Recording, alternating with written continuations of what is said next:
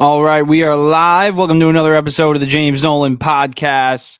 Let's get things going right off the bat. A lot of debate about who's better. Are the Mets better? Are the Yankees better headed into 2025?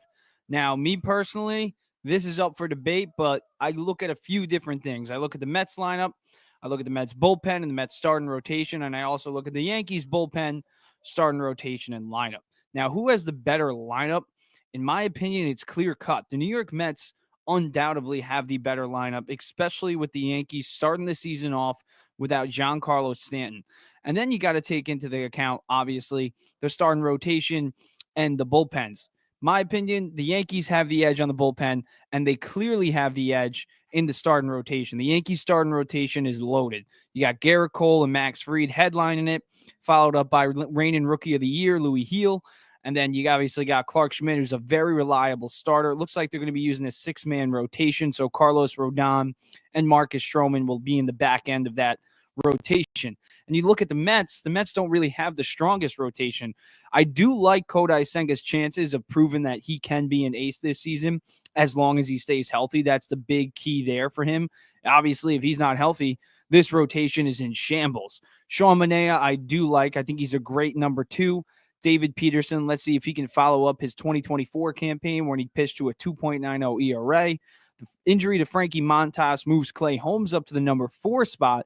And we're going to be talking about the Frankie Montas injury and how that affects the Mets, who's going to take his spot in the rotation, because it seems like they do want to use a six-man rotation just like the Yankees are. It seems like a lot of MLB teams are moving towards this six-man rotation, which makes sense in a lot of ways, because you want your starters to get extra rest, especially with all the injuries that these starting pitchers have gotten over the past few years. So we'll talk about who replaces Frankie Montas in that rotation. But right now it's Senga, it's Manaea, Peterson, Holmes, and then the final two, it's up for grabs. It looks like it's going to be Griffin Cannon and Tyler McGill. You got the dark horse candidates. Obviously, Brandon Sproat is one of them if he has a good spring training. I think the conversation about Brandon Sproat joining this rotation on opening day could be heating up, but quite frankly, I don't see Sproat being on the opening day roster, although I can guarantee that he will be making his MLB debut as long as he stays healthy and has a good season in AAA to start 2025. But let's kick it right off. Let's compare these lineups, because this is where the Mets edge the Yankees. The Mets do not have a better starting rotation or a better bullpen. You look at the Yankees bullpen, they're loaded. Devin Williams joining the crew. Tim Hill coming back. Jake Cousins is going to be hurt, but him coming back in midseason, that's going to be a great addition to that bullpen. So Luke Weaver, can't leave Luke Weaver out of that conversation as well. So we're going to talk bullpen a little bit, but let's compare the lineups. So we don't even really know who's going to be leading off for the Yankees. The Mets, we already know. Francisco Lindor is going to be hitting number 1. Carlos Mendoza said Juan Soto. He's leaning towards hitting him second, which is the right decision. You want your best hitter getting the second most at-bats. So let's flip back to the Yankees. We just said we want the two hitters going to get the most at-bats on the team along with the leadoff hitter. So that's why, even though Aaron Judge said that he prefers to hit third in the lineup the other day, you want to hit him in that number 2 spot. But the question is, who do you hit in front of him and who do you hit behind him? Because it does make a lot of sense for the guys I'm about to mention to lead off for the Yankees. Anthony Volpe, I see a lot of people wanting Jason Dominguez to lead off, but I don't think that's really going to happen, because in Aaron Judge's rookie year, we can't forget, this guy started his rookie year off hitting in the 8 hole. And then he moved his way up to the 7, then the 6, and then the 5, and then he jumped right up to the number 3 after he went on that tear. But Jason Dominguez, I don't think we're going to see him hitting leadoff. I think that'd be foolish of Brian Cashman to do. I think it'd be foolish of Aaron Boone to do. Just say, hey, because we all know Brian Cashman in the front office are the one making the Yankees lineup, not Aaron Boone. I just don't see Jason Dominguez leading off. What I would do, I would probably have Jazz Chisholm Jr. lead off. And the reason I'd have Jazz lead off, even though he's not necessarily a high batting average guy, he's got a 249 career batting average, but I got to hand it to him. He gets on base, and if he does get on base, he's a threat to steal second. So if he's a threat to steal second, you don't really want to walk Aaron Judge. And I'd hit Cody Bellinger behind him. So you have the switch hitter, you got the righty and the lefty. And we all know that MLB teams, MLB managers love going righty, lefty, righty, lefty, righty, lefty. So I feel like it would make sense to lead Jazz off, have Judge bat right behind him because you want him getting those most at-bats. and then Cody Bellinger to follow. Because if you have Jazz Chisholm Jr. on base and he's a threat to steal second, I mean, it's baseball common sense. Judge is going to see more fastballs. That's why we want the Mets to have Soto hit behind Lindor, because Lindor is a threat to steal second. So it's kind of an old school routine that I think both teams should follow. Is when you got potential great leadoff hitter in Jazz Chisholm, who I think Jazz would benefit greatly from hitting in front of Judge too, because we all know pitchers don't want to be pitching their best pitches to the guy hitting in front of Judge. We know that. So Jazz would get some good pitches to hit. And if Jazz can work a walk, can take advantage of those good pitches that he's going to see hitting in front of Judge, and he gets on base, Judge is going to see a lot of fastballs. He's not going to see breaking balls. And Judge can kill the fastball. He can really kill any pitches. But, with Jazz on first and a threat to steal second, Aaron Judge would see a lot of fastballs. And you can't really walk him, because if you walk him, then you got Cody Bellinger stepping up to the plate with runners on first and second and no outs. So I think I'm leaning towards, and I think it's going to happen, I think we're going to see Jazz Chisholm Jr. be the leadoff guy for the New York Yankees to start the year. Now, that could change. If Anthony Volpe at the bottom of the order starts to produce, we could always see him go to that leadoff spot. We know that's what the Yankees front office has wanted to use Volpe as since he's been in that organization. They view him as a leadoff guy. But his batting average, his on-base percentage through his first 2 years in the big, and I know he had a good postseason. Don't get me wrong. Volpe had a great postseason. But he hasn't proven enough over the course of a 162-game season to be in the top of a lineup, especially a team that is gunning to be in the World Series again. This is a World Series or bust team.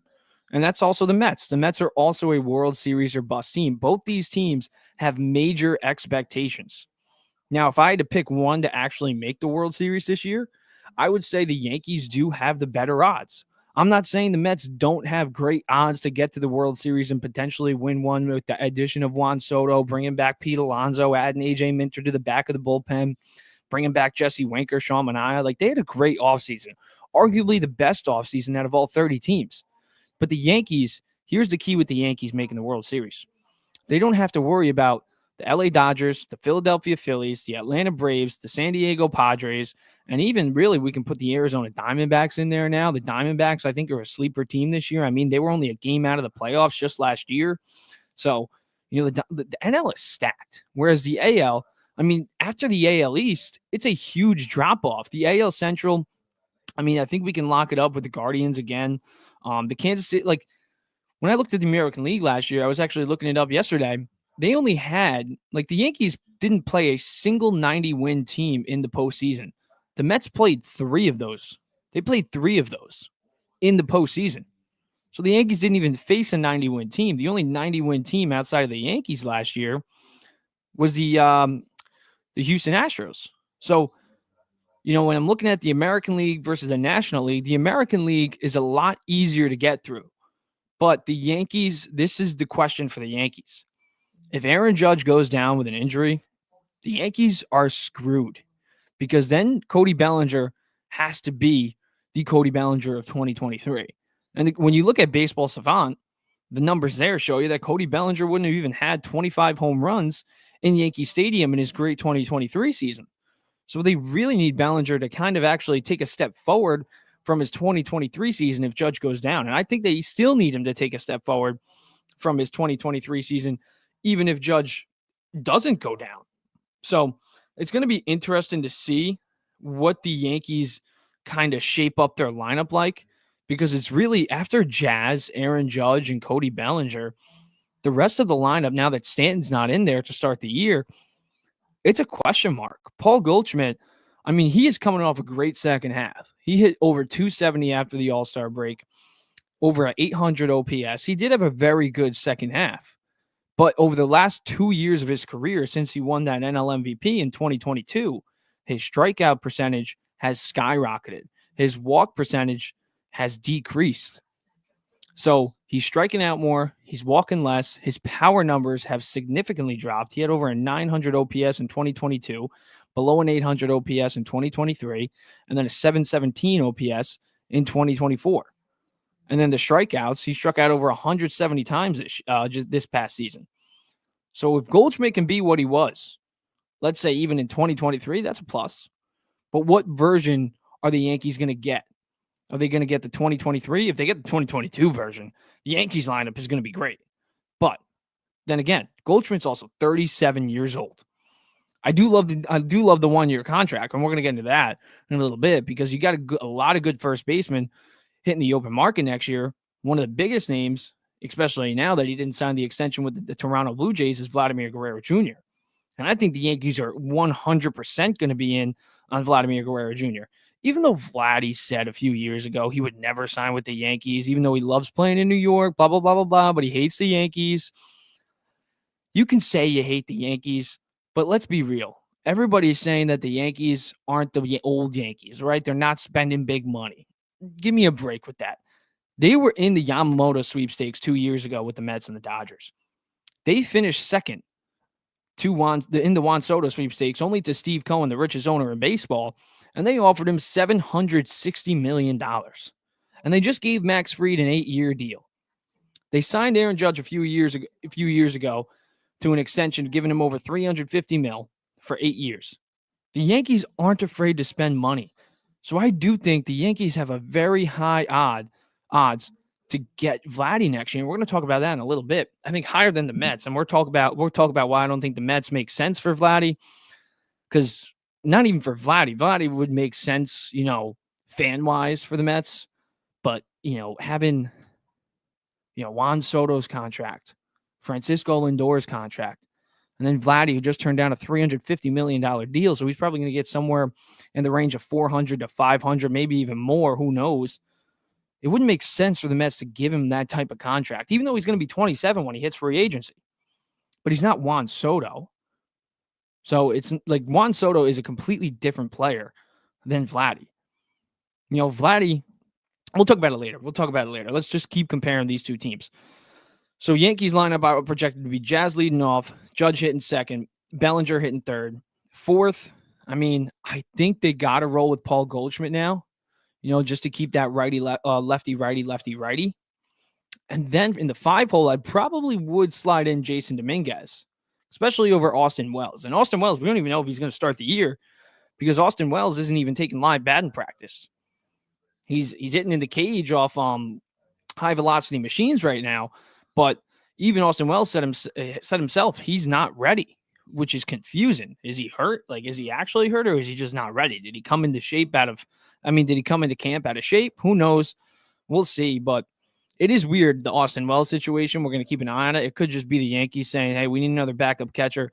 Maybe a backup catcher will sign with us or be willing to get traded to us because maybe they think that they have a chance to start, and then they play that trick. Oh, no, Austin Wells is ready, which I think could be. That's my little conspiracy theory there. But I would go Jazz, Judge, Belly, Goldschmidt, and then I'd go Jason Dominguez. And the reason I'd go Jason Dominguez in the top 5, because let's say Goldschmidt is having a good year, right? Goldschmidt's having a good year. And let's say, you got Goldschmidt leading off. He gets on base. And then Dominguez, it's not the scenario where Jazz is a threat to steal second, but still a runner on first base, And let's say, Judge gets a hit. Belly gets a hit, Goldie gets out. You kind of want Jason Dominguez up. You want to give him that shot because his minor league numbers suggest that he is going to be a very good player. Hopefully. He is the number one prospect in the Yankee system. And the Yankees do have a pretty good farm system. I think it's one of the most underrated farm systems in all of baseball. Everybody's knocking Spencer Jones. I don't know why. Spencer Jones had a great 2023 minor league season. He also had a great 22 minor league season. So, for Dominguez to be the number one prospect in their system, he is ready, even though Aaron Boone and Brian Cashman said he has to earn his spot. There's really no competition in left field. Dominguez is going to be the opening day left fielder, the everyday left fielder. But he's the wild card, I feel like, in that lineup if he hits in that 5-hole. Because if they get a good Dominguez, let's say even like the rookie year Francisco Alvarez had, where he hit in the low 200s, but he hit 25 bombs.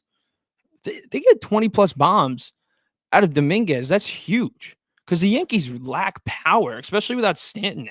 There's not a single guy, even if Stanton's in the lineup, they don't have a single guy in their opening day lineup that hit over 30 home runs in 2024 outside of Aaron Judge.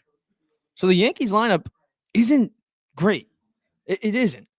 It is really Aaron Judge, and then it's a huge drop off after Aaron Judge. Even though Jazz is a serviceable offensive player, same thing with Cody Bellinger, but they're nowhere close to where Juan Soto was last year. So the Yankees lineup, it did take a huge step back losing Juan Soto. Like, I'm not going to sugarcoat it. Juan Soto hit 40 bombs last year. In the playoffs, he raked, just like Stanton did. So they are taking a significant loss in Juan Soto.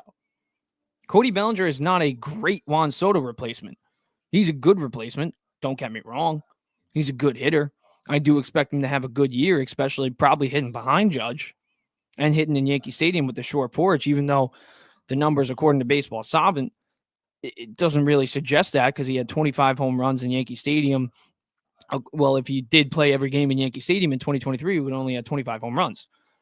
So we'll see. I mean, only time will tell. But I mean, the Yankees lineup is definitely subpar. I do like the potential Austin Wells has, but also Austin Wells hasn't really proved anything yet. Only played in like 70 games last year, and he hit in the 220s.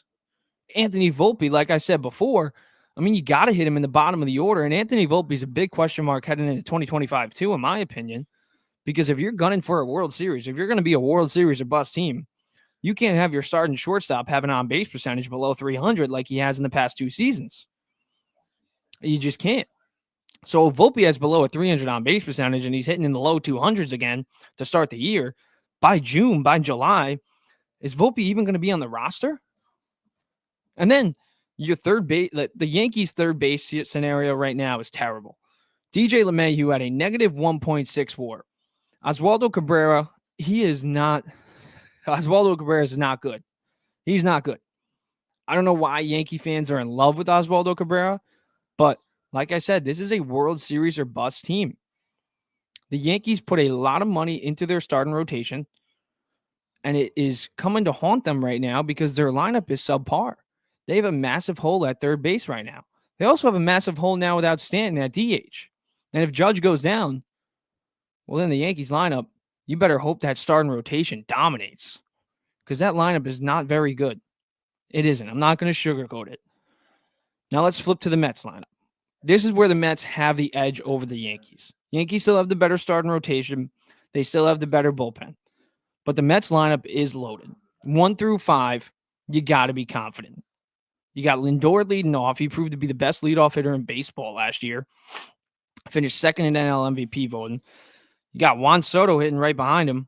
I'm not expecting Juan Soto to hit 40-plus bombs, but he can definitely hit 35-plus. And we all know, I mean, he gets on base 42% of the time. Has a 421 career on base percentage. So even though, yes, he hit right in front of Judge last year, I don't really think it means he's going to have a drop-off because he's still going to be hitting right behind Francisco Lindor. He's still going to be hitting in front of likely Pete Alonso because, like I said, the lefty-righty. Well, in the Mets case, it's going to be switch hitter, lefty-righty probably. And now this is where I also like Pete Alonso in the 3-hole hitting right behind Juan Soto because Francisco Lindor, he gets on base a ton. Juan Soto, I just said it, he has a 421 career on base percentage. Pete Alonso is going to step up to the plate with 2 runners on. And even though he struggled with runners in scoring position last year, you look at his numbers from 2019 through 2023 with runners in scoring position, he has over an 850 OPS every year. This is a guy who had, in 3 out of 5 of his full seasons, he's hit 40-plus bombs and had 115-plus RBIs. Pete Alonso has a chance to rack up more RBIs than he did in 2022 when he had 131 RBIs and tied for the lead league with Aaron Judge. When you got Juan Soto and Francisco Lindor hitting in front of you, you're going to have a lot of opportunities to drive in runs. You're going to have a ton. So Pete Alonso needs a big year not only for himself, but for the Mets. And I do expect him to have a bounce-back year. And Pete Alonso doesn't really need to hit 272 like he did in 2022. Pete Alonso just needs to hit like 230 to 240, 40-plus bombs, 115-plus RBIs. He needs to just be Pete Alonso. And if Pete Alonso is Pete Alonso, that's a great top 3. I mean, it's not the Dodgers' top 3 with Ohtani, Betts, and Freeman, but it's right up there. It's probably the second best top 3 in all of MLB. And then hitting 4th, probably going to go Brandon Nimmo. And Brandon Nimmo is a guy going into 2024. He had an 838 career OPS. He has an 808 career OPS. He's a guy in the past 3 years who has increased his home run numbers. So I do like Brandon Nimmo in that four hole. Then right behind Brandon Nimmo, you got Mark Vientos, who's coming off a great year, coming off a great postseason performance where he hit 327, had a 999 OPS, and he had 27 home runs in 110 regular season games. So if Mark Vientos is Mark Vientos, then your top five in that batting order is great. Now, we talked about the Yankees wild cards, right? The Yankees wild cards in that lineup are Dominguez, Goldschmidt, and Volpe. 2 out of 3 of those guys perform for the Yankees. They're going to have a good lineup. Not a great lineup, but a good lineup. The Mets, they have 3 wild cards as well. One, I do like their DH, because when you look at their DH this year, it's going to be Winker and it's going to be Marte platooning. And I do love that platoon. The Mets have a very good DH platoon. They do. Like, you can say you don't really like it, but I'm going to read you these numbers. This was in 2024 when Winker faced right-handers and Marte faced left-handers, because Winker's not facing lefties and Marte's not facing righties. So the Mets DH, Winker and Marte, in 2024 hit 276 with an 806 OPS. To put that in retrospect, Stanton, the Yankees DH last year, had a 233 batting average with a 773 OPS. So the Mets could have the edge. Even with Stanton coming back, they could have the edge at DH. The Mets do have a very good DH platoon, much better than a few years ago when they had Darren Ruff and Daniel Vogelback. Jesse Winker and Starlin Marte are much better than Daniel Vogelback and Darren Ruff. So I do like their DH as well. So that's wild card number 1. Wild card number 2 is Francisco Alvarez. Francisco Alvarez is talking about how this is the best lineup in baseball. Little shocking. I mean, I love the confidence. And listen, he is only 23 years old. He was once the number 1 prospect in baseball just a few years ago. But at the same time, just like Volpe, he's hitting in the low 200s for the first 2 years of his career. Full years, not counting 2022. 2023 and 2024, Francisco Alvarez has had a subpar batting average, a very subpar on-base percentage, and he hit a ton of home runs. He had 25 home runs in 2023. But even when he hit 25 home runs, he's still hitting the low 200s and had an on-base percentage below 300. That ain't going to cut it. We do need to see Francisco Alvarez take a step forward in 2025, or else just like Volpe, come June, if he's struggling, we got to start having that conversation of what should we do with Francisco Alvarez. Should we let him ride it out and just keep our fingers crossed? Or do we make a change? So we'll see with Alvarez and Volpe both. But Alvarez is that second wild card in the Mets lineup. The third wild card is Jeff McNeil. Now, Jeff McNeil has been the talk of the town for Mets fans, because everybody wants to see the young 23-year-old Luis Angel Acuna take his spot at second base. And I love Acuna. I think Acuna could be great. I mean, the guy had 57 stolen bases in the 2023 minor league season. He is a beast on the base paths. I've always said it. He is the most athletic. He's the most athletic player in the whole entire Mets system. MLB, AAA, AA, single A, low A. He's the most athletic. He is the best athlete. No doubt about it. He can play second. He can play short. He can play third. He can play center. So I still think Acuna does have a path to the 2025 Mets, even with McNeil on the roster, even if McNeil does perform, because center field is a hole. Even though I love Jose Siri and Tyrone Taylor defensively, offensively, they're nothing special. So Acuna will still have a path, but McNeil is that wild card. McNeil's a wild card. In the second half of last year, after the All-Star break, he really turned it around, hit 289, had over a 920 OPS, the second best OPS on the Mets after the All-Star break outside of Francisco Lindor. He played a major part in that Mets second half surge. But what McNeil are the Mets going to get? He switched back to the knob bat. He ditched a knobless bat. He's swinging for power now. His power numbers went up once he changed his approach. So we'll see what this approach does over a full season. Because McNeil, if he starts the year off slow, I have a feeling David Stearns and Carlos Mendoza are going to make that switch. Acuna will be playing second if McNeil starts off slow, and he should. But if McNeil comes out of the gates and he's hitting above 285, if he has over an 800 OPS, even like a 780 OPS, you got to keep McNeil in that starting lineup. That's a very big plus for the Mets, in the bottom of the order especially. So, wild cards on the Yankees: Dominguez, Goldschmidt, Volpe. Mets wild cards: McNeil, Winker, Marte, Platoon, and then Francisco Alvarez. So both of them have like 3 wild cards. If 2 out of 3 of those guys in each lineup produce, then the Yankees will have a much better lineup, and the Mets will have a much better lineup. But I still do think the Mets edge over the Yankees. Because you look at the Mets lineup in the top 5. Lindor would be the second best hitter. Like, none of them are Aaron Judge. So none of them will be the best hitters on the Yankees. Lindor would be the second best hitter. Soto would be the second best hitter. Alonso would be the second best hitter. Nimmo would be the second best hitter. And so would Mark Vientos. So Yankees have a huge drop-off after Aaron Judge. But like I said, if you got Jazz hitting front, lead off right in front of Aaron Judge, I think he's going to have his best year. And then Belly, I mean, if he's a shade of his 2023 self, and I think he will be, hitting in the same lineup as Aaron Judge, I could say that Cody Bellinger will have a very good 2025 season.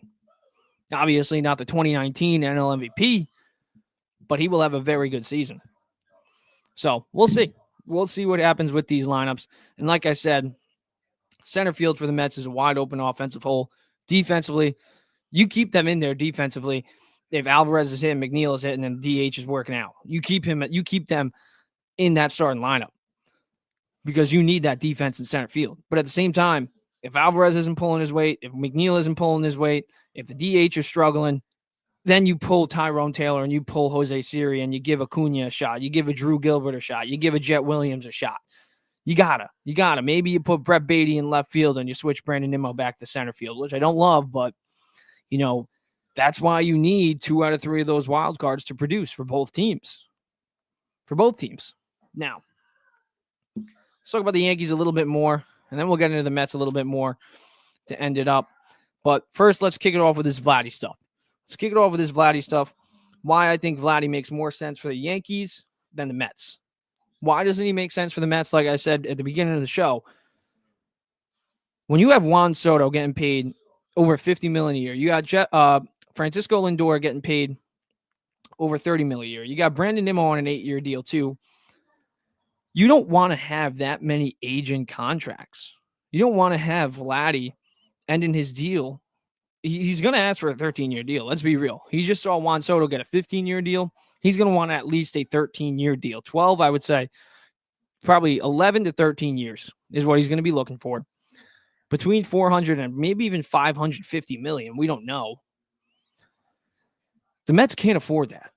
They can't. Not necessarily afford because, the billionaire owner Steve Cohen. Yes, but we got to be realistic. We have to be realistic.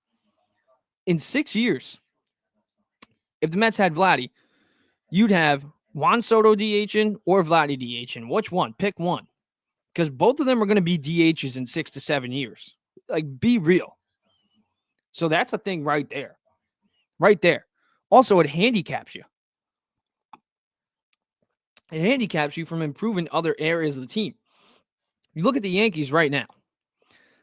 You got Garrett Cole locked up long-term. You got Aaron Judge locked up long-term, which are not bad contracts at all. Both those guys are Cy Young candidate, MVP candidate every single year. But now Max Fried on an 8-year deal. Like, they get a lot of big contracts, the Yankees. Now you look at their third baseman. It sucks. DJ LeMahieu and Oswaldo Cabrera are not great options. The Mets don't want to put themselves in that type of position. The Mets won't be able to get, a Sean Manaea on a 3-year team-friendly deal if you have 3 very large contracts. And not even that. Like I said, the DH is the biggest thing. Juan Soto will be a DH in 6 to 7 years. Vladdy will be a DH in 6 to 7 years. How do you improve your roster when you have 3 big-ass contracts and 2 guys who are going to be DH in 6 to 7 years? How do you improve the roster outside of those 3 then? How do you give a guy like Brandon Nimmo an extension? How do you give a guy like Jeff McNeil a team-friendly contract after his 2022 NL batting title? How do you give a Sean Manaea a team-friendly deal after what he did in 2024? How do you bring in some bullpen arms like AJ Minter? Like how? How would they do it? They can't. It's not sustainable. Like the Mets aren't a profitable. They make profit. Don't get me wrong. They make profit. But they don't make the profit that the Yankees and the Dodgers do. The Dodgers make billions. TV deals. Multiple owners. The Yankees, I mean, they have sellout crowds every single night, even if they had 30 wins. The Yankees would be a sellout crowd every single night because when a tourist comes to New York City, what do they want to do? They want to go see a Yankee game. They want to see, like, they have their brand. The Yankees are already a worldwide brand. The Mets, Steve Cohen is trying to build that worldwide brand, but they are nowhere near on the level of the brand that the Yankees or the Dodgers are on. So it wouldn't make sense for them to get a Vladdy. I think it would make more sense to give a guy like Ryan Clifford a shot in a few years who they love, or you give Pete Alonso another contract if he opts out, or in 2 years if he stays, you sign him to an extension. Hopefully he does well and he proves it, and we don't even have that Vladdy problem. Now for the Yankees, I think it makes a ton of sense. The Yankees can afford him. The Yankees can undoubtedly afford him. And they kind of need to. They need another impact bat. They need because Judge is not going to be the 50 home run Aaron Judge in 4 to 5 years. He's not. He's just not. Garrett Cole, he is 34 years old right now. In 3 years, he'll be 37. Their championship window with those two players, it's closing. It is closing. Even as great as they are, they're not getting any younger. So even if they don't win the World Series this year, you still need to go out there and get a young guy, not like Juan Soto. There's only going to be so many Juan Sotos in free agency, but we've seen the Yankees make a lot of mistakes over the past few years in free agency. They let Bryce Harper slip right through their fingers. Juan Soto, obviously, too. They cannot afford to miss out on a guy like Vladdy. Or Murakami, who's coming over, who's only going to be 25 years old when he hits free age. Well, when he becomes eligible to sign with an MLB team next year. They can't afford to miss out on a guy like him. So I think the Yankees will end up with a Vladdy or Murakami in the 2026 offseason. I think it's no doubt about it. The Yankees will get another big bat next offseason. And I know Vladdy said that he hates the Yankees. And he loves playing in New York, but he will never, ever, ever sign with the Yankees. But everybody has a price. Everybody has a price. We saw it with Juan Soto. We saw it with Lindor. Aaron Judge took a pay cut. But there's only how many Aaron Judges? Only one. Ohtani. Everybody has a price. Yamamoto. Blake Snell. Half the guys I'm naming are Dodgers. Because the Dodgers are like, hey, here you go. Here's money. Here's money. Yankees are going to end up with that big bat next year. And I think they do have a very high chance at landing Vladimir Guerrero Jr. in free agency next offseason. More than the Mets. Because the Mets, it just doesn't make sense. And Mets fans, they have to stop getting so greedy. Steve Cohen is rich. Steve Cohen is a billionaire. But just because we got Juan Soto, it doesn't mean every big ticket free agent is going to sign with the Mets. It does not. It does not. And you shouldn't necessarily expect Steve Cohen just because he says all these great things. Even just yesterday he said, though, he doesn't want to have so many multi-year deals. He said it himself. There was only one Juan Soto. You can't just be handing out money the way. Just look at the 2023 Mets. You had Max Scherzer. You give Justin Verlander over $40 million. What happened? What happened? Shit hit the fan. That's what happened. So the Mets cannot afford to make that mistake again. Now, the Yankees, they have a clear need, and they can afford it. They can afford it because, like I said, they have that brand. They have that sustainability. They have the ticket sales. They have the TV deal. They own Yes Network. Steve Cohen doesn't own SNY. And when tourists come to New York City, non-baseball fans, and you have a chance to go to Yankee Stadium with the rich history behind them, with Derek Jeter, Alex Rodriguez, CC Sabathia, now a Hall of Famer, the guys in the past, obviously, as well. I mean, Babe Ruth. Babe Ruth was half the reason they have this big brand. You got the 99, the 2000, back-to-back champs. They're such a storied franchise. So non-baseball fans, as much as I hate to say it, because I'm a big Mets fan, you're going to go to a Yankees game. That's what you're going to go to. You want to be in Yankee Stadium. You want to be in Yankee Stadium. So that's why I think the Yankees are going to end up with not end up with Vladdy necessarily, but end up with a Vladdy or a Murakami or even a Kyle Tucker. Yeah, I think they're going to be in Kyle Tucker. I think that's their plan C probably, but Kyle Tucker makes perfect sense on the Yankees. Especially if you can because Kyle Tucker, he's younger than Judge, and probably in a few years, Judge is going to be a DH, or you turn him into a first baseman. I think if you sign Vladdy, you make him the first baseman eventually, and you have Vladdy DH. Because Vladdy is by no means a great defensive first baseman, but only time will tell. We'll see next offseason what the Yankees do.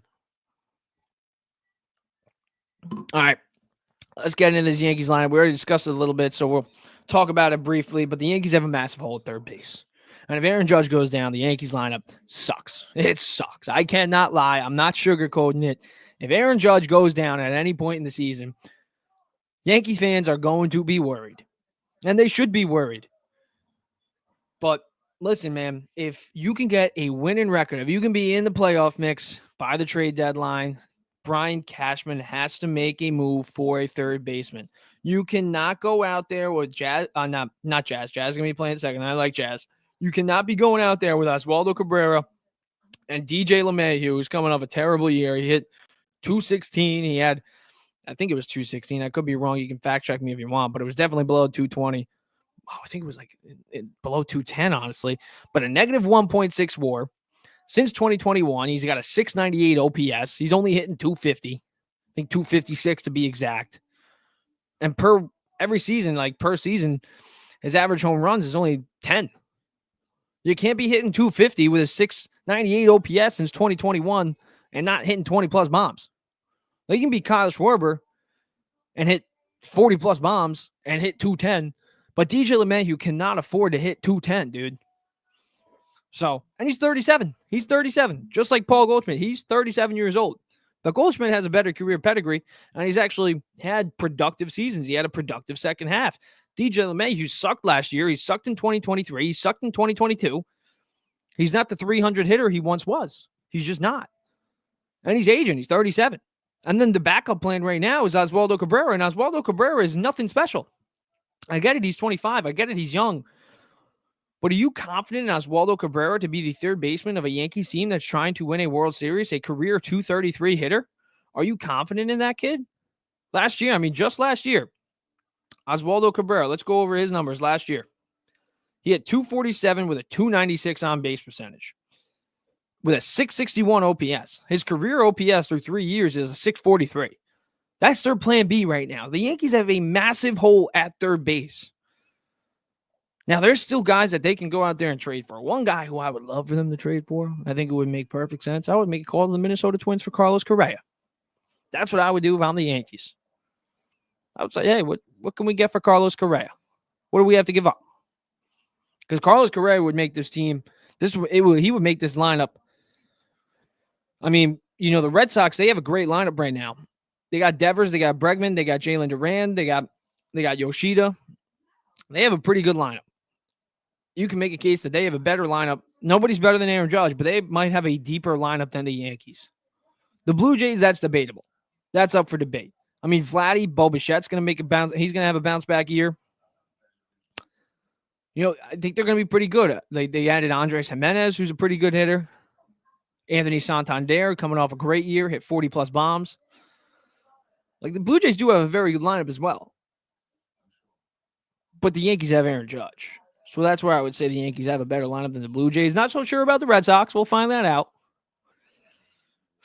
But, I mean, you cannot. Going into the year with DJ LeMahieu as your starting third baseman, when you are a World Series or bust team, that's setting yourself up for failure right there. At least at third base. That's why they need 2 out of 3 of those wild cards I mentioned earlier on, Volpe, Goldschmidt, or Dominguez, to produce heavily. Because if they don't, that's 4 holes in your lineup. 4 massive holes in your lineup. Now, if all 3 of those guys are hitting, then you can get away with DJ LeMahieu and Oswaldo Cabrera as your third baseman. But, man, it's going to be tough. I can't lie. I can't sugarcoat it. You can't. But let's get into Jason Dominguez's expectations. Now, Dominguez, I love Jason Dominguez. I had an article just about him the other day. He is tearing it up in spring training. He hit a home run off Carlos Rodon. He hit one off the wall in that same day. And you look at his minor league numbers. I know minor league numbers are not major league numbers, obviously. But, I mean, you got to start somewhere. Through 4 seasons in the minors, he's a .274 career hitter, .373 on-base percentage. This is why I do see why people want him to lead off, because of that on-base percentage being so high. .816 OPS. Now, in 2024, across 3 leagues, which is always a good sign, working your way up the system pretty quick. In single A, double A, and triple A, across 3 leagues, he had a .376 on-base percentage. It's crazy. .880 OPS and a .314 batting average. Only 11 home runs, but then again, that was in 58 games. Did get hurt a little bit last year. 2023. Let's go to the double A level, because double A always has better pitching. Double A level, .781 OPS, which is still pretty good. And then his on-base percentage is still right up there, .367. This is a guy who gets on base. And then in AAA, I mean, it was only 9 games, but he hit .419 with a .514 on-base percentage and a .581 slugging percentage. In 2023 overall, across those 2 leagues, he hit .265 with a .377 on-base percentage with an .802 OPS. So if he's getting on base the way he did in the minors this year in the bigs, Jason Dominguez is going to be a very good ball player for the Yankees. You can make a case that even if Jazz is producing at the leadoff spot, if Jason Dominguez, if he's getting on base at that clip in the majors, you got to put him right up there at the top of the lineup and at leading off. So that's why I do see. I just wouldn't want to put that pressure on a 22-year-old to hit leadoff on a World Series or bust team right away. That's why I would have Jazz leadoff to start the year. And then if Dominguez is performing, you put him in leadoff. And then Judge can get his wish that he hits third.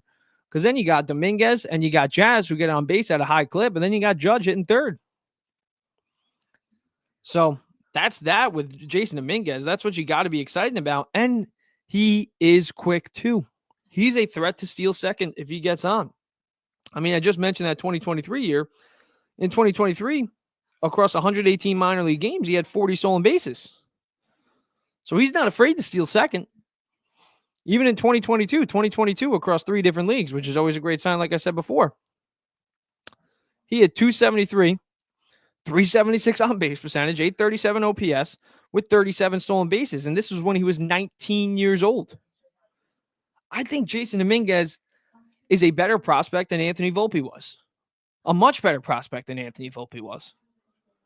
So I get there's some fans that are like, well, Volpe, we hyped him up. Let's not get too excited about Dominguez. No, get excited about Dominguez. Because Dominguez had much better minor league numbers than Volpe did. Dominguez has the ability, has the potential to be a 5-tool player. And I know that's saying a lot for a 22-year-old kid, but Jason Dominguez has that potential. 40 stolen bases in the 2023 minor league season. Only across just under 120 games, 119 games. And like I said, that on-base percentage, I know it's the minor leagues. But if he's getting on base like he did in the minors, let's say he has like a .350 on-base percentage. That's really freaking good for his first year in the league at 22 years old. So I would put him in that leadoff spot if he's getting on base that much to start the year. Then your lineup goes to Dominguez, Jazz, Judge, Belly. And then your 4 right there, that's pretty good. And then when Stanton comes back, that's a very good top 5. So I think Jason Dominguez is the biggest wild card. Out of all the wild cards I mentioned in the Yankees lineup, he is the biggest wild card because if he produces, the Yankees will have a very good front 4 in the lineup. The Yankees will have a very good front 5 in the lineup once Stanton comes back too.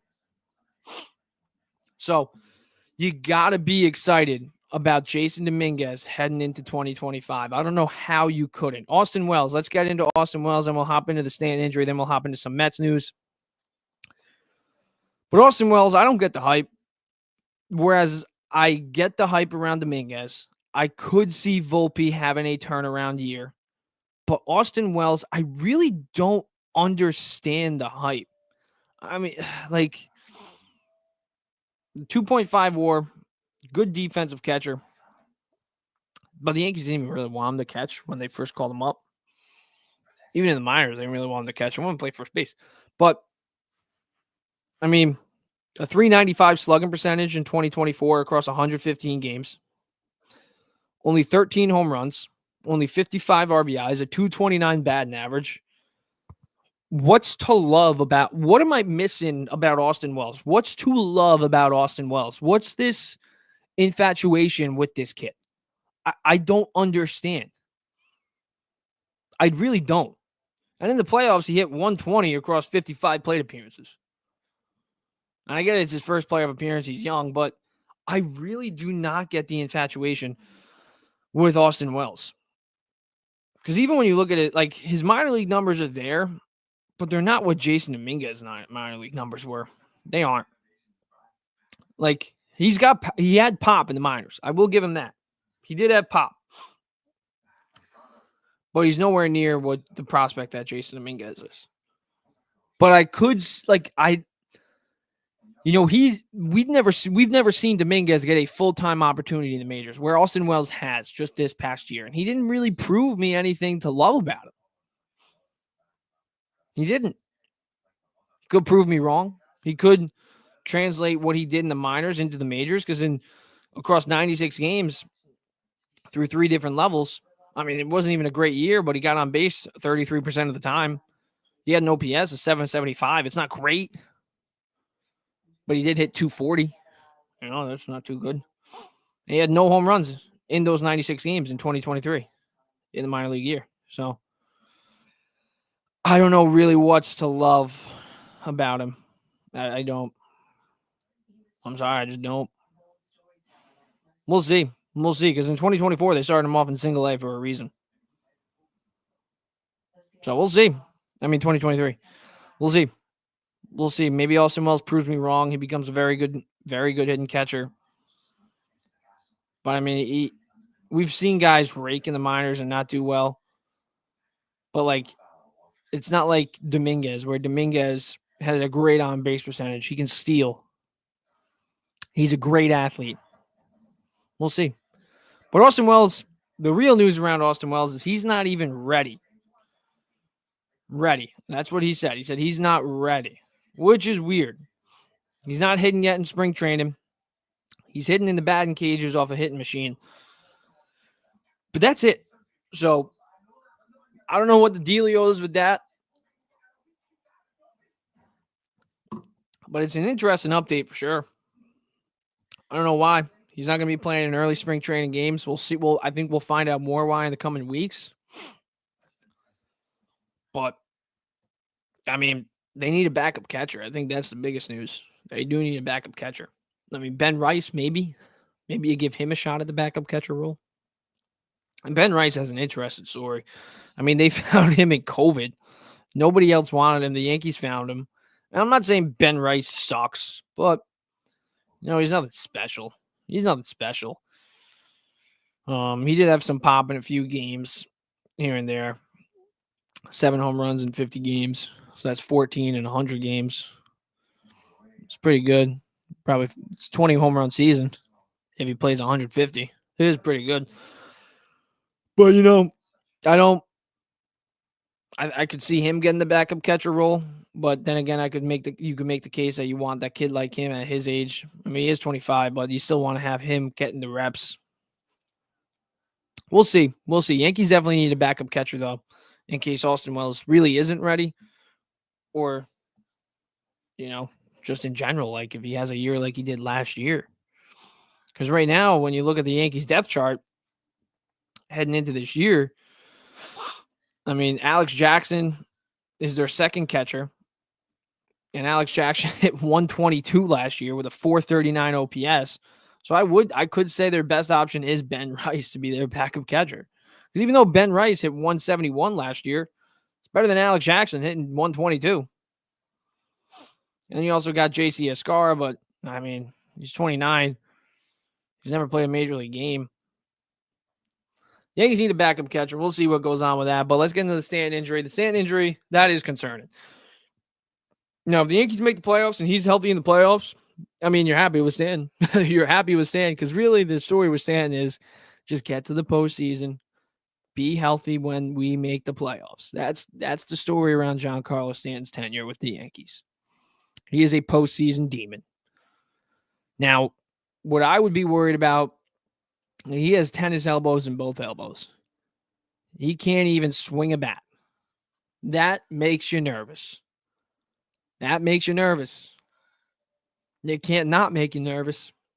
How long is he going to be out? What if it gets worse? Can it get better? Does he need surgery eventually? Because sometimes when you have tennis elbow, you do need surgery. Let's get some. I mean, I'm not a doctor, but just from my basic research, like a lot of people, tennis elbow, just look it up on Google. Google.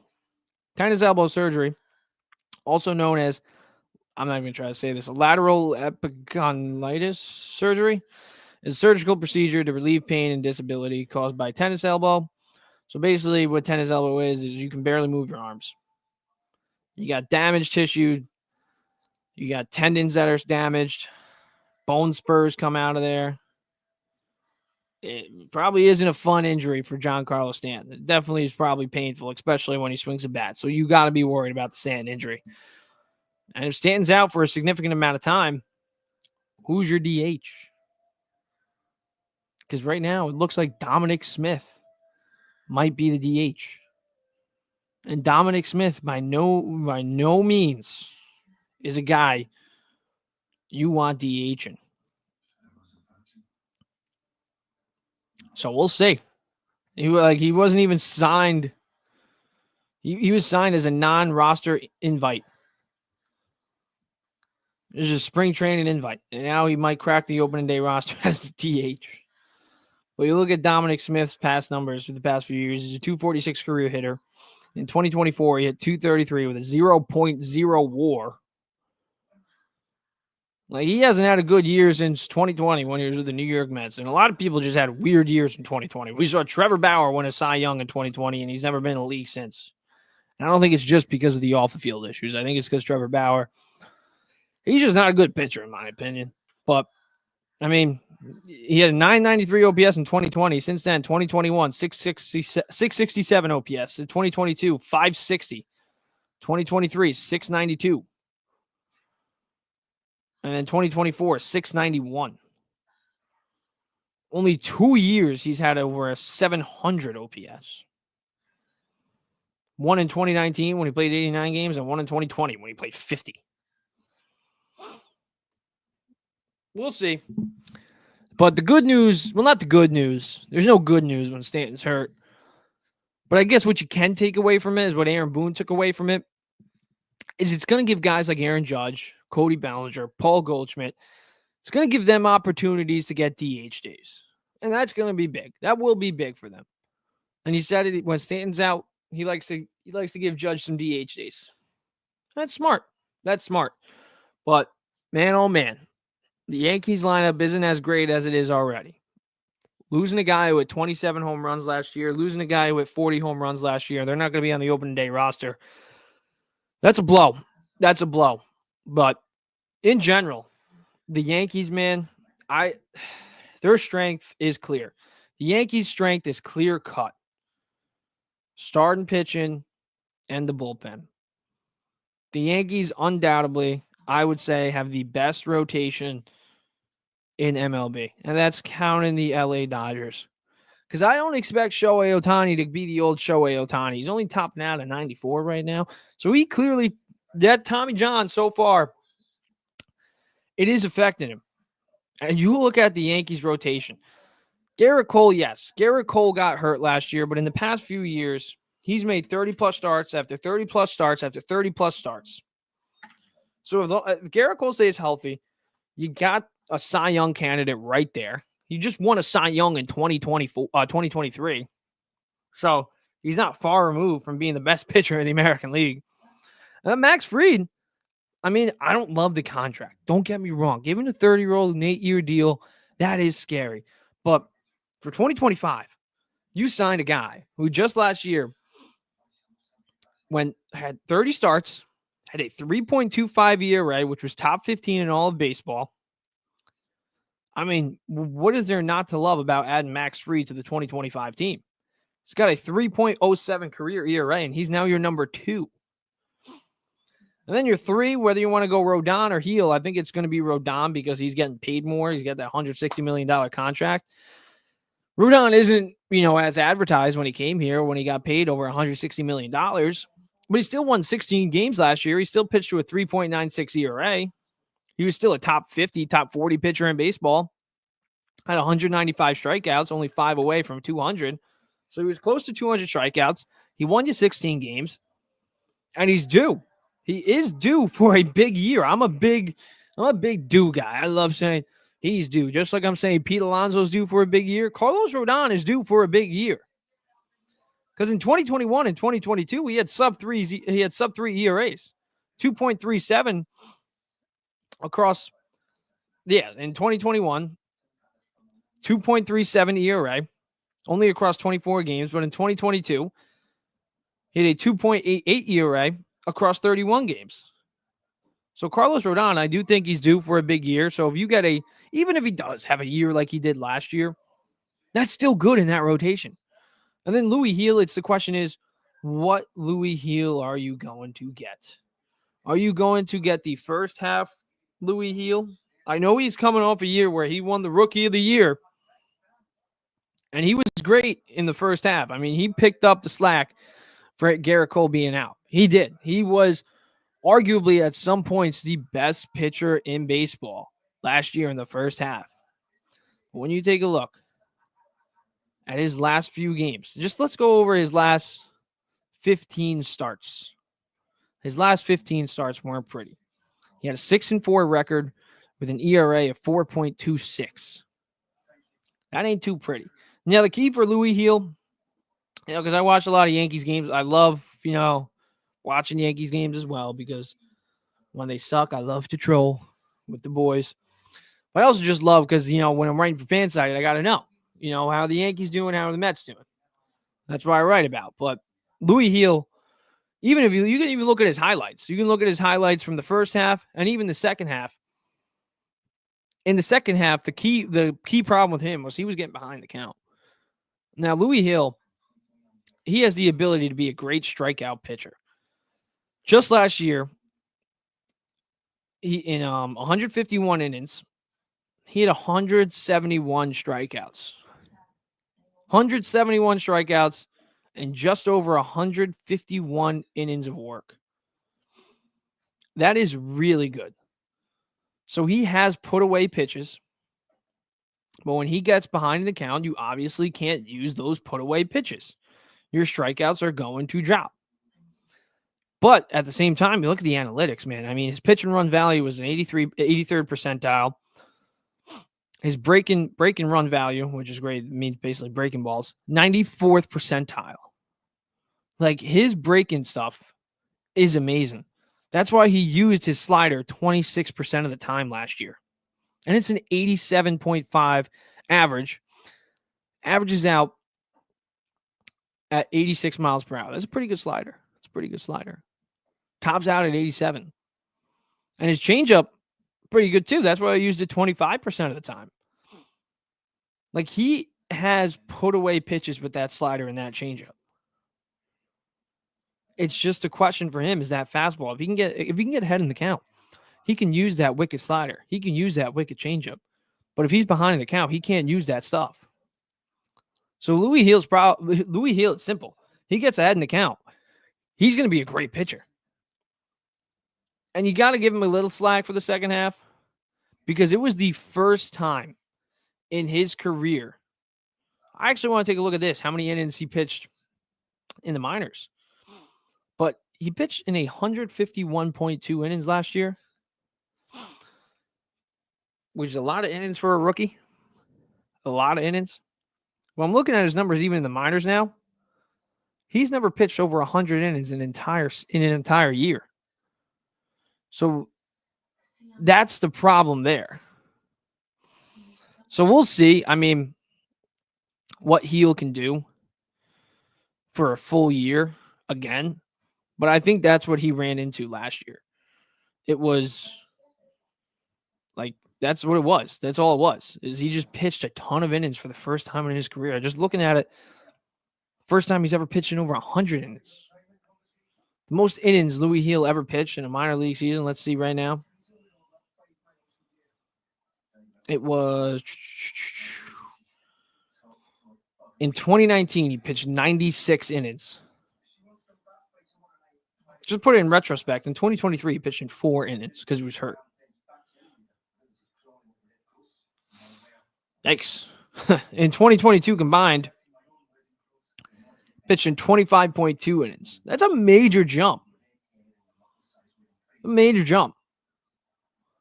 Imagine going from 25.2 innings in 2022, 4 innings in 2023, and then 150.2 innings in 2024. So, yes, I know his second half stats were bad, but it's the most he's ever pitched. By a lot.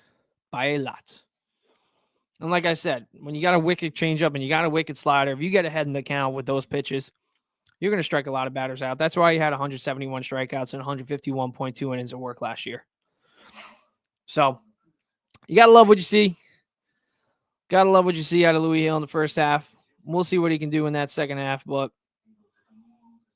I mean, who knows? Who knows? Maybe he turns into that third ace for the Yankees.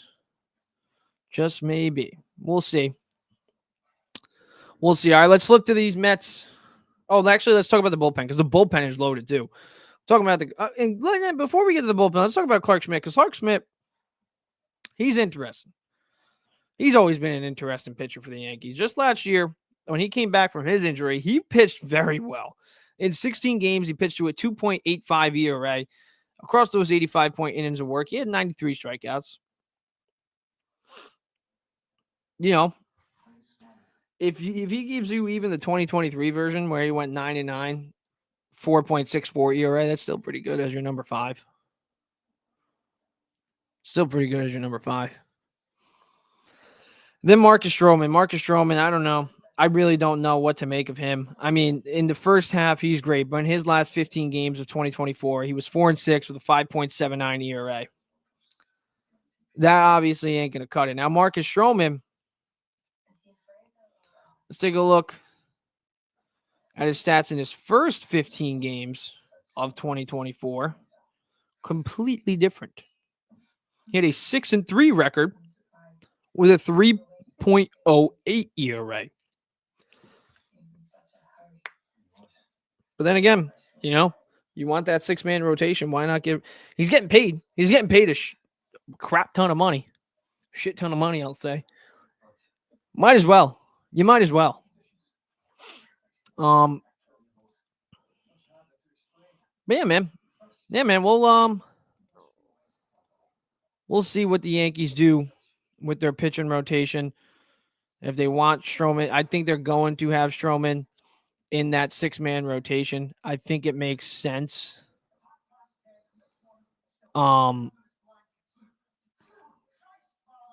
It just makes sense. Like, I mean, I get it. You know, the comments, some Yankee fans don't really like the comments that he had. Like, nobody wants to hear a player say that. Oh, I'm a starter. I'm a starter. You know, Rafael Devers saying, "Oh, I'm a third baseman with the Red Sox." You don't want to hear that, obviously, out of your players, but I mean, he does have a point. He works his behind off. And you know what? He makes a lot of starts year in and year out.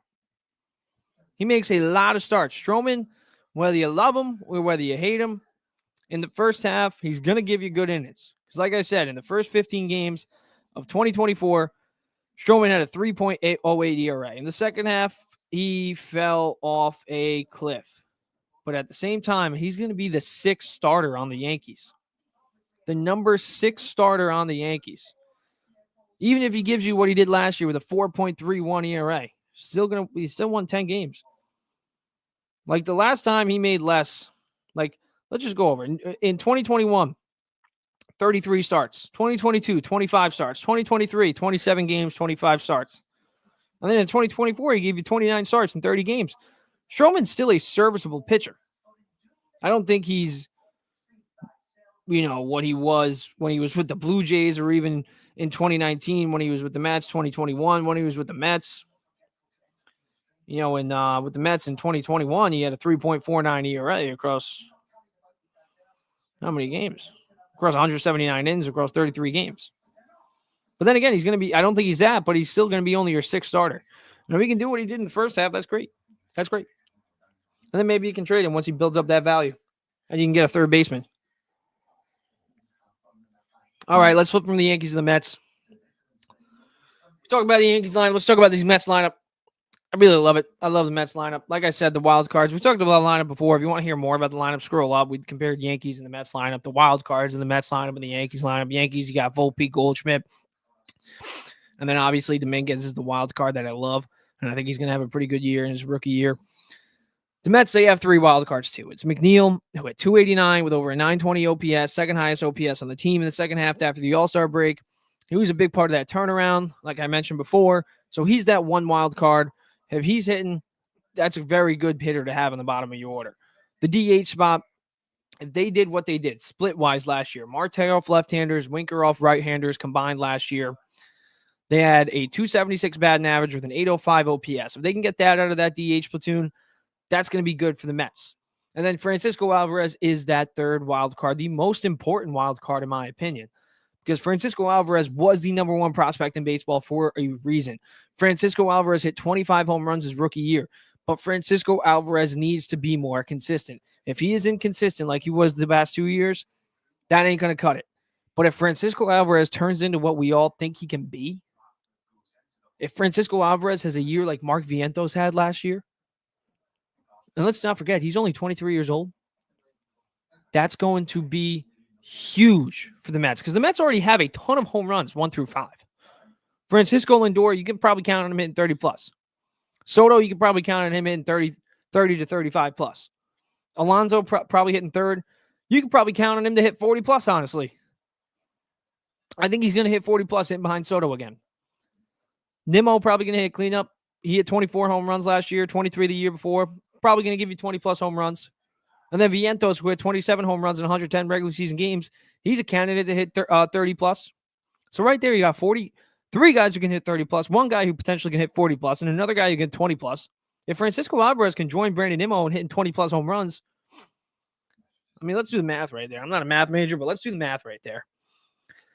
Let's do my projection, James Nolan's projection. So Francisco Lindor leading off. Let's say he gives you 32 home runs. Let's say Soto batting second, he gives you 36 home runs. Let's say Alonso batting third, he gives you 42 home runs. Let's say Nimmo batting fourth. Let's just be like low with Nimmo. We'll give him 23 home runs. And then Vientos, I'm going to go high on Vientos considering he had 27 home runs. But let's not go too high. 27 home runs in 110 regular season games. I probably should give him more than 35 home runs, but I'm only going to give him 31 home runs because expecting him to hit 35 plus bombs, I think is a little unfair. So let's just expect him to hit 31 home runs. And then who am I leaving? Yeah, so that alone is 164. Let's say you add 25 like Francisco Alvarez had in 2023. That's 189 home runs out of 6 guys in your lineup. And then let's say Winker can hit 12 and Marte can hit 8. That's another 20 out of your DH spot. That's 209 home runs right there. That's 200 plus home runs.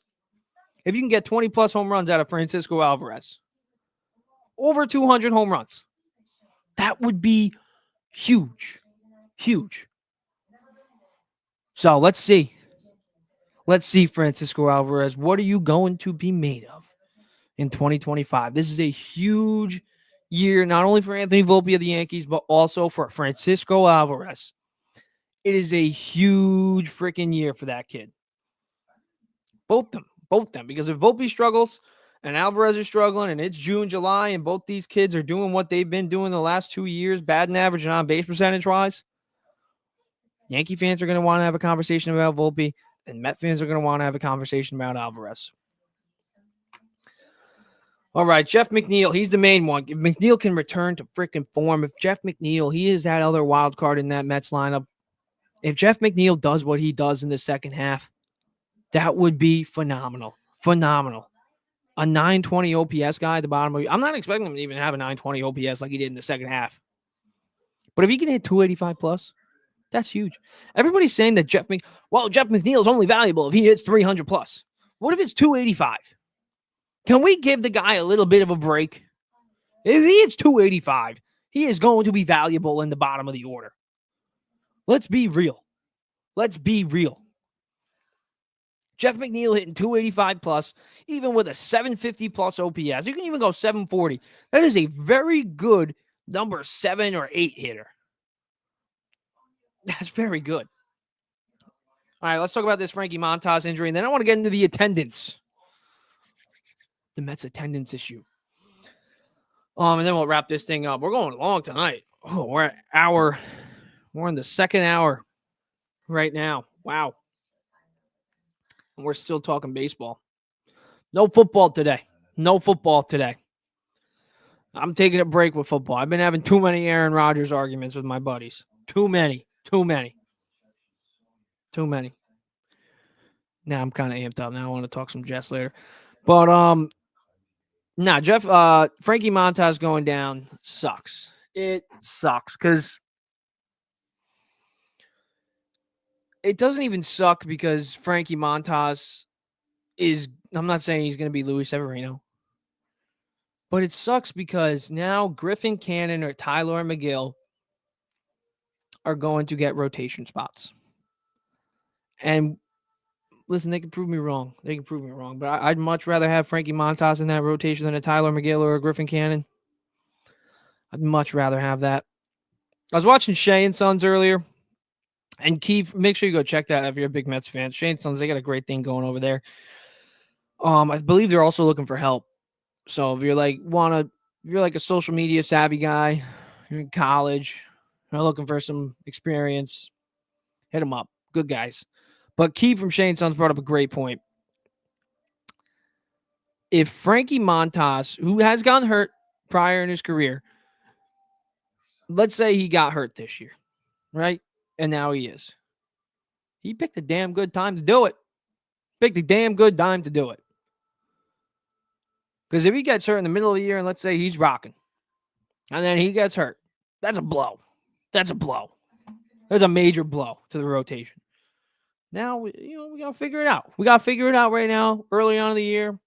No big deal. So I like that point he made. But this rotation overall,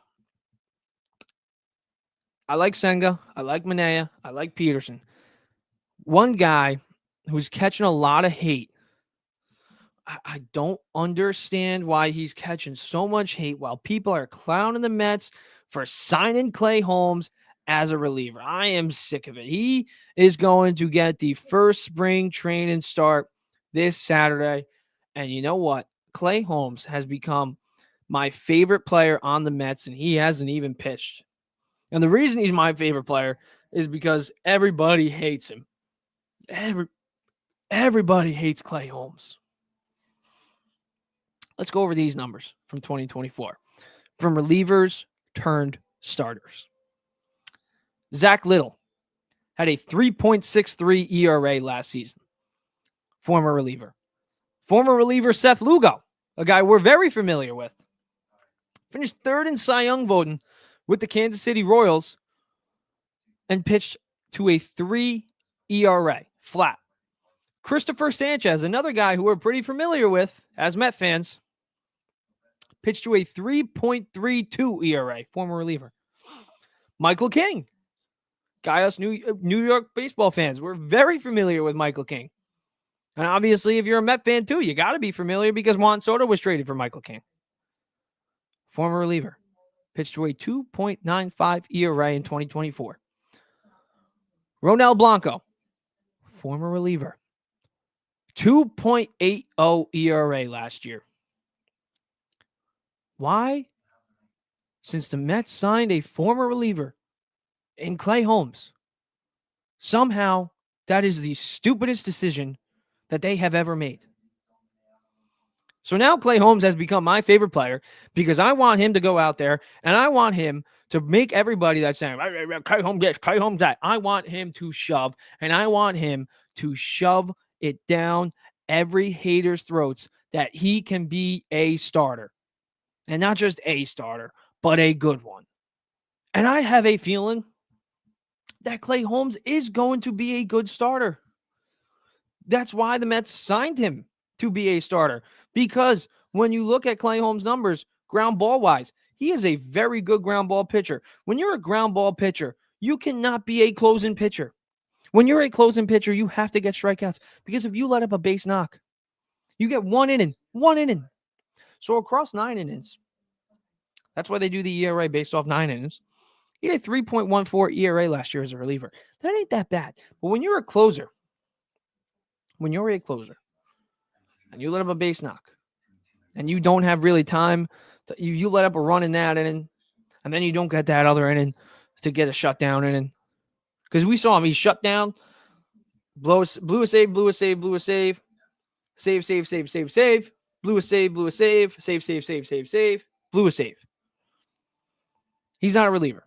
You got to strike people out. You do. But listen, he had the highest ground ball rate in all of baseball last year. And when you're a ground ball pitcher, you got to be a starter. You can't be a reliever. You can be a reliever. Like Andrew Miller, he was a strikeout / ground ball pitcher, but he also pitched multiple innings. But Clay Holmes, just last year, let's go over his MLB percentile rankings. His breaking run value, which is basically breaking balls, was in the 86th percentile last year. That is very good. He's got very good breaking balls. Now let's get into his pitchers. He got a sinker. And the Mets love having their pitchers use their sinker. Sean Manaea had a very high sinker rate last year, much higher than he's ever had in his career. 56% of the time he used that. Might drop. Probably will stay the same. Maybe even increase with the Mets. Might drop, but I don't expect it to. Slider, 23% of the time. You got a sweeper 20% of the time. And he's also reportedly added a few pitches. I think he's adding a changeup.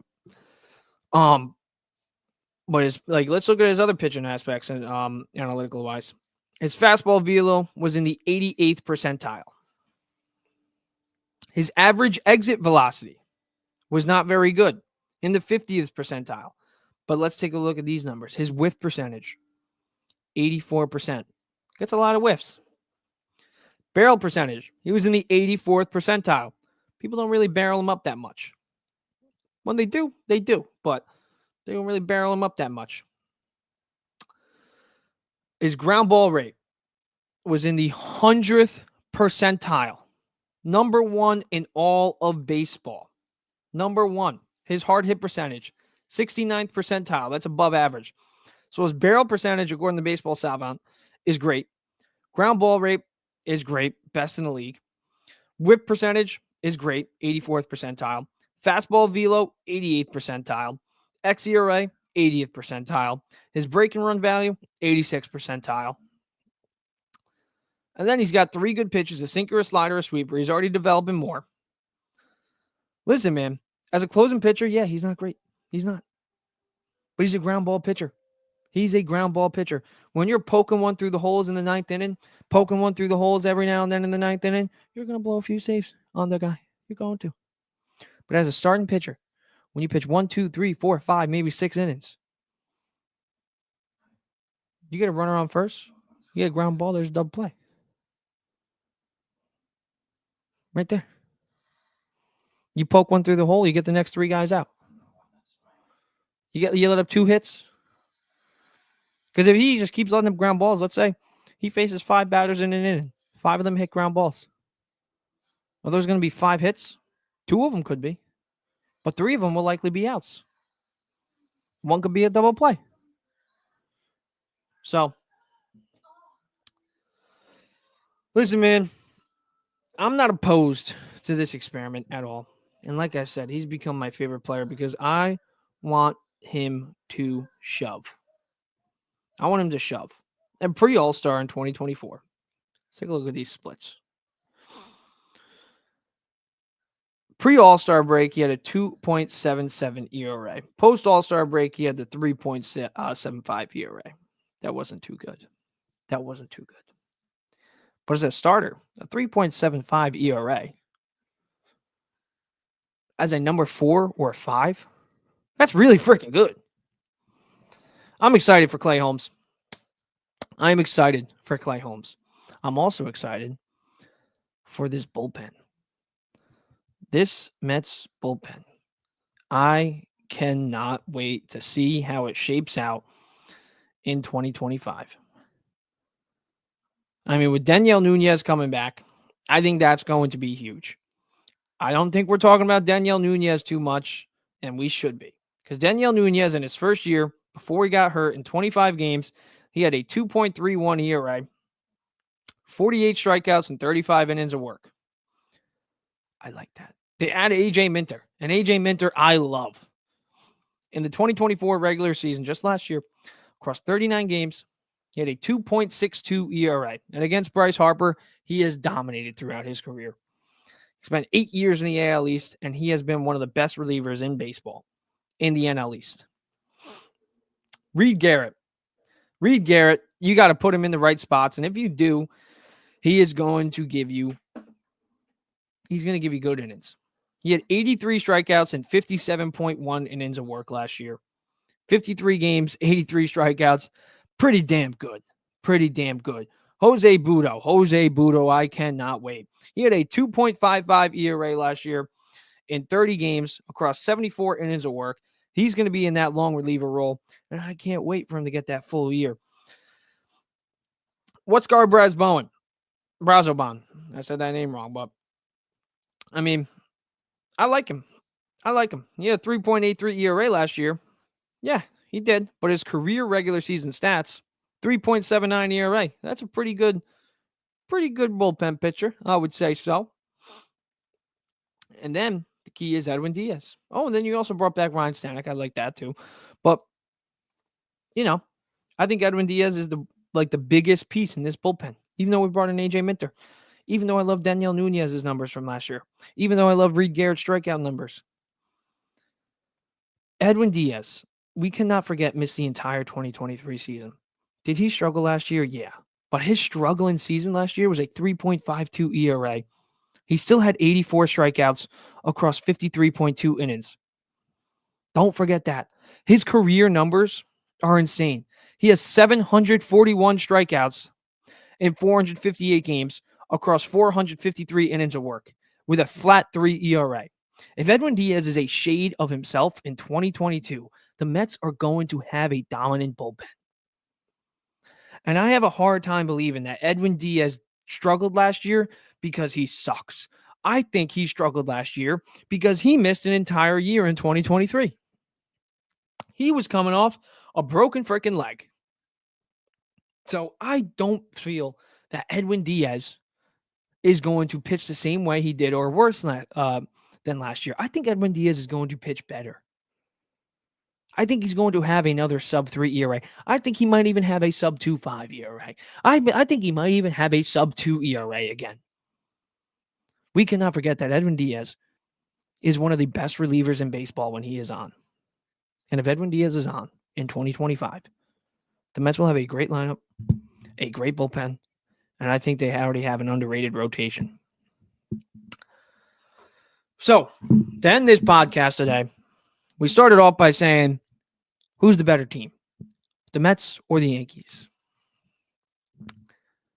Now, where I do think the Yankees have the better chance to make the World Series, who do I think the better team is? I think it's the Mets.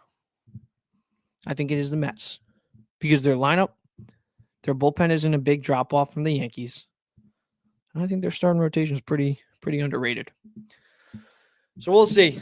We'll see. Thank you guys for watching. Whether you're on Instagram today, first show we did on Instagram, or X or YouTube, wherever you're watching. If you're watching on YouTube, I love you even more.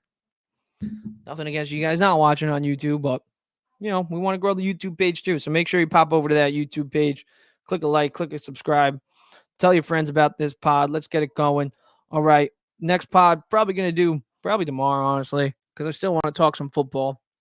We spent almost an hour and a half on baseball alone today. So tomorrow we'll lead the show off with some Giants and Jets stuff. We'll get into some Knicks stuff because the Knicks got some exciting news today. Mitchell Robinson cleared for 5-on-5 contact in practice.